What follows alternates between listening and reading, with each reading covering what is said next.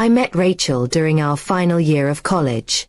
She was smart, driven, and full of ambition. We bonded over late-night study sessions and dreams of building a future together. After graduation, we got married and started our lives with nothing but love and big dreams. We both landed decent jobs, and slowly life started falling into place. Rachel worked in HR at a well-known tech company, while I joined a local finance firm. We supported each other through every obstacle and celebrated every little win. I thought we were solid. Over the years, our life became predictable but stable. We bought a house, adopted a dog, and made new friends. Rachel started becoming very active on social media, posting about everything: our vacations, dinners, even arguments we resolved. I wasn't too bothered at first. But soon, I noticed a change. Her posts started becoming more personal, and oddly, I wasn't in them as much. She talked more about finding happiness, true love, and being seen for who you really are. I brushed it off, thinking she was just going through a phase. Then one evening, while scrolling through Facebook, I saw a post that made my stomach twist.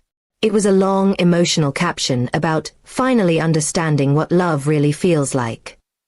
She wrote about meeting someone who made her feel alive in ways she never thought possible. The kicker.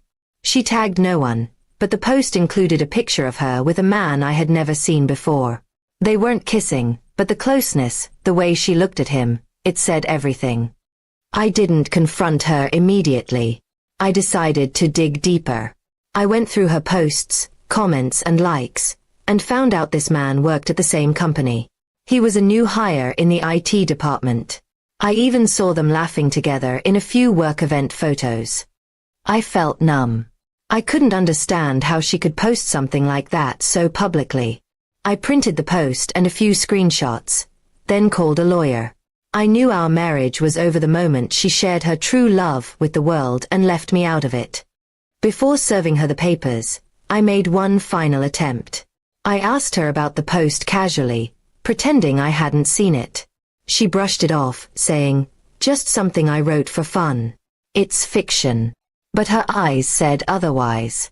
She looked guilty, nervous. I waited a week. Then one morning, I handed her the divorce papers. Her face turned pale, and she started crying. "It wasn't serious," she pleaded. "I didn't think you'd see it like that." I told her I had seen enough, and I was done being second in her life. She tried to blame me, saying I had become distant, that I didn't support her dreams. But I reminded her of the late nights I stayed up helping her prepare for work presentations, the times I canceled trips with my friends to be at her events, the way I stood by her always. The real shock came later.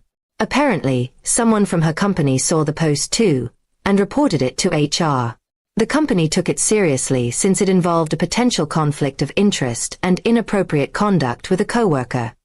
She was called in for a formal hearing. Her story didn't hold up well under pressure. It turned out the man she wrote about was her subordinate.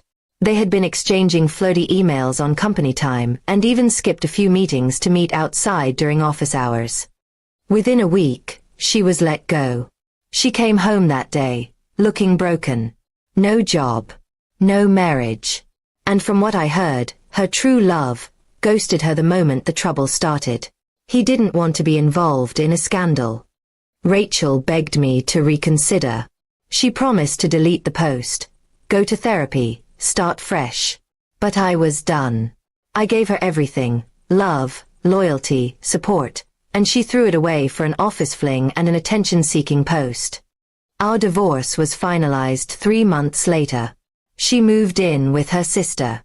I kept the house and the dog. I blocked her.